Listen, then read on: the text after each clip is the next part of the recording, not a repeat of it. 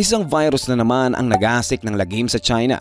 4 na taon na ang nakalipas, isang bagong uri ng virus ang lumitaw sa China na pangunahing nagbago ng takbo ng buhay para sa mga tao sa buong mundo. Ito ay nagmarka ng simula ng pinakamalawak na quarantine sa kasaysayan na ngayon ay nangyayari sa China. Daang-daang buhay ang nawala at libo-libong tao ang nagka-impeksyon na nagdudulot ng epekto sa iba't ibang kontinente. Ang virus ay kumalat ng mabilis na nagtulak ng isang pandaigdigang pagsasara sa loob ng ilang buwan. Sa karaniwang paraan, sa umpisa ng Chinese Communist Party o CCP ay pumupunang itago ang impormasyon na nagmumula sa Wuhan na iniipit ang mga mahalagang detalye. Ngunit ang biglang pag-usbong ng mga kaso ay lumampas sa mga hangganan na nagdulot ng pagkabigla sa mga bansa. Milyon-milyon ang namatay at bilyon ang dumaranas ng epekto ng pandemyang ito. Mahigit 1,000 ang inulat na mga pagkamatay kada araw na naglalarawan ng malupit na pinsala dulot ng walang tigil na pagkalat ng coronavirus. Ang mga ospital ay palaging puno, nahihirapan sa patuloy na pagdating ng mga pasyente. Ngayon, may nakakabahalang deja vu na nagaganap sa China dahil isang bagong virus ay mabilis na kumakalat, lalo na sa mga bata. Ang mga ospital sa China ay nasa kahabaan na ng kanilang kakayahan. Ang mga kama sa ICU ay nauubusan at ang mga komunidad ay nanganganib na muling isara. Ang dekadang libu-libong bagong kaso ay iniulat kada araw na pinalala ang isang lubos ng masamang sitwasyon. Sa kasamaang palad, tila mas nakatutok ang CCP sa pagsusuri sa negatibong publicity kaysa sa pagtulong sa kanilang mamamayan. Bagamat may mga internasyonal na pakiusap para sa kahayagan kung saan ang World Health Organization ay nananawagan sa China na ibahagi ang kumpletong datos. Kabilang ang mga resulta ng pagsusuri, may pangambang katulad ng karanasan sa COVID-19. Baka hindi maging bukas ang China ngayong pagkakataon. Ang multo ng kakulangan ng kahayagan ay nananatiling malaki habang lumalala ang krisis. Ang buong sitwasyon na ito ay maaaring matrace pabalik sa mga epekto ng COVID-19. Halos 1 taon na ang nakakaraan, nagkaroon ng mga protesta sa China dahil sa pagod ng mga tao sa draconian lockdown measures ng Chinese Communist Party o CCP. Sobrang mahigpit ang mga lockdown na nagiging sanhi ng pagsarado ng mga barangay hanggang sa hindi makalabas ang mga residente ng kanilang mga gusali kahit sa mga oras ng emergency. Kapag natuklasan ng CCP ang isang positibong kaso ng COVID-19, ang mga tao ay pinaalis ng labag sa kanilang kagustuhan patungo sa mga quarantine cell.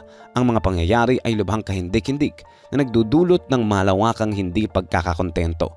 Bilang tugon sa mapanupil ng mga hakbang, umuusbong ang mga protesta lalo na matapos ang isang insidente kung saan naglakad ang mga tao sa kalsada, humihingi ng pagbibitiw ni Xi Jinping. Ito ay nagulat sa CCP na nagbigay ng alaala sa 1989 Tiananmen Square Massacre.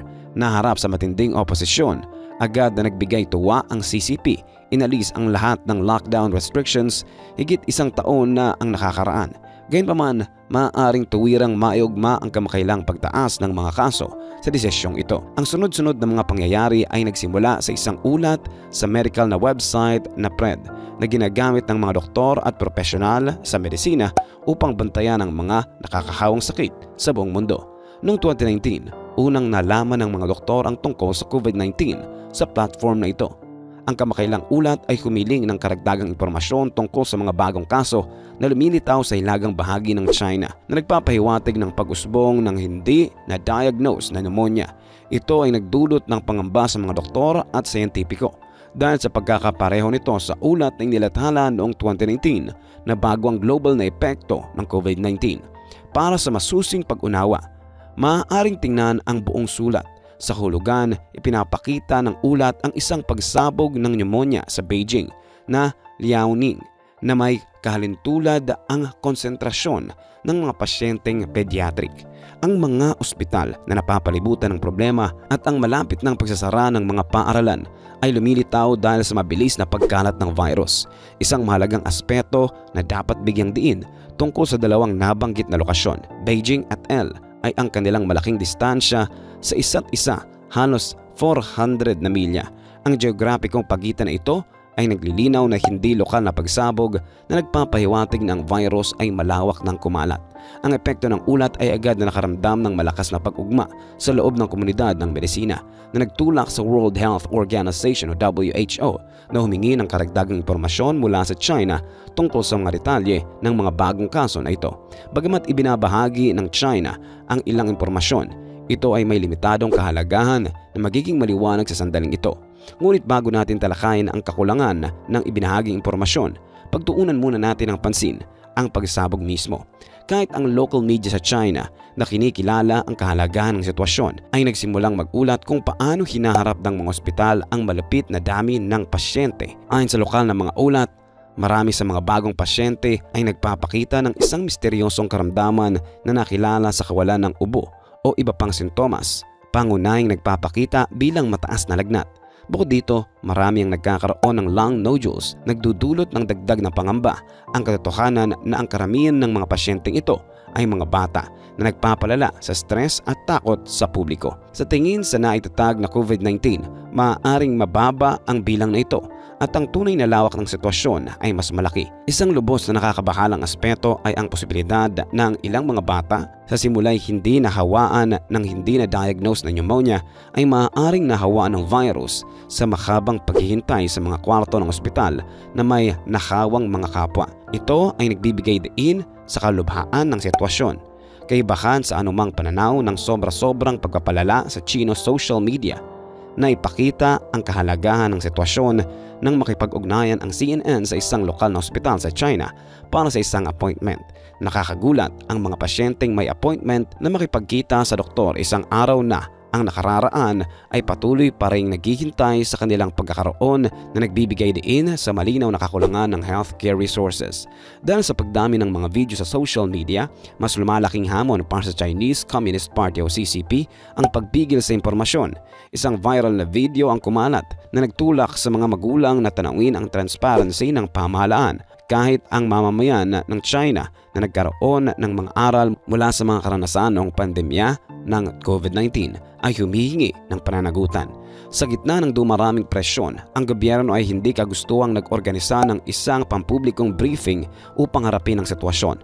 Gayunpaman, ang resulta ay nagtatanghal ng inaasahan para sa mga nakakakilala sa CCP.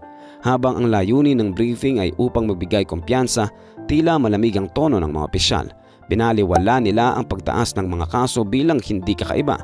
Itinuturing itong bunga ng lockdown na inalis ng China halos isang taon na ang nakararaan.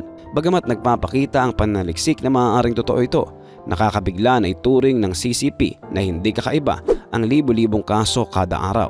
Maaaring nais ng mga opisyal na maiwasan ang pag-cause ng panik, ngunit ang pagbaba ng kahalagahan ng sitwasyon ng ganoon tungkol sa kahayagan at kamalayan ng publiko. Napakahirap panatilihin ang tiwala sa mga pahayag na inilalabas ng mga opisyal ng China dahil sa kanilang patuloy na pagtanggi na ibunyag ang totoong datos at numero kahit sa sagot sa World Health Organization na kahilingan. Ang lawak ng pagtaas ng mga kaso, ang pagkukumpara nito sa normal na mga panahon at ang mga detalye ng pagsabog ay nananatiling malabo. Inuudyukan rin ng WHO ang paglabas ng mga resulta ng laboratorio sa publiko, ngunit hindi pa ito natutupad na hiling. Ayon sa mga alituntunin ng WHO, mayroong 24 oras na window ang mga gobyerno para sumunod. Ngunit sa pagsulat ng script na ito, lampas na sa 2.5 na araw at inaasang maging 3 hanggang 4 na araw pagkatapos mailathala ang video na ito, at patuloy pa rin itinatago ng mga opisyal ng China ang kinakailangang datos at resulta ng laboratorio. Nagdagdag ng kakaibang elemento ang katunayan na ang pampublikong hiling ng WHO ng Miyerkules ay hindi kapanipaniwala. Bagamat karaniwan nang humihingi ang WHO ng impormasyon mula sa mga bansa bilang tugon sa mga ulat ng mga di kilalang sakit, hindi palaging ginagawa ng pampubliko ang mga hiling na ito. Ang pagbabago na ito ay nagpapahiwatig na maaaring may alam na ang WHO sa sitwasyon ng mas maaga at pribadong humiling ng datos. Ngunit hindi sumunod ang Chinese Communist Party kaya't nagkaroon ng pampublikong apela upang magdulot ng presyon. Sinusuportahan ng teoryang ito ang nakakabiglang dami ng mga kaso na iniulat ng mga ospital kung saan ang pinakamalaking ospital sa Tianjin ay naglalahad ng 13,000 na kaso at ang pinakamalaking ospital sa Beijing na nagre-report ng 7,000 na kaso kada araw. Sa pagtingin sa laki ng mga numerong ito, itinuturing na nagsimula ang pagsabog ilang linggo na ang nakararaan. Pagbalik sa paliwanag ng mga opisyal tungkol sa lockdown na ipiresenta sa briefing, may kabatiran ito, lalo na sa kung ito ay isang pangkaraniwang impeksyon, hingal na dulot ng bakterya o virus. Maraming dahilan ang sumusuporta sa ideyang ito, tulad ng normal na pagtaas ng impeksyon hingal tuwing taglamig. Dagdag pa, ang China ay nasa kanyang unang taglamig pagkatapos ng matindi nitong lockdown na nagre-resulta sa mas maraming populasyon ng mga bata na walang naunang exposure sa ilang mga virus at bakterya na nagiging dahilan para maging immunologically vulnerable sila. Bukod dito, maaaring bumaba na ang immunity ng mga individual na naunang naapektuhan sa paglipas ng panahon. Bilang resulta, ito ay sumasaludo sa inaasahan na magkakaroon ng malaking pagtaas ng mga kaso sa China, kalintulad ng mga pattern na obserbahan sa ibang mga bansa pagkatapos ng lockdown. Sa buod, nananatili ang pag-asa na ito nga ang kaso at agad na ilalabas ng CPP ang datos at mga ulat ng laboratorio upang pawiin ang mga pangamba. Matapos ang mga pagsubok na dinala ng COVID-19, ang pahinga mula sa pandemya ay isang kolektibong aspirasyon. Kalama, anong masasabi mo sa ating nakamamahang topic ngayon? Anong masasabi mo sa mga kaganapan sa China? Antayin ko ang sagot mo sa comment section.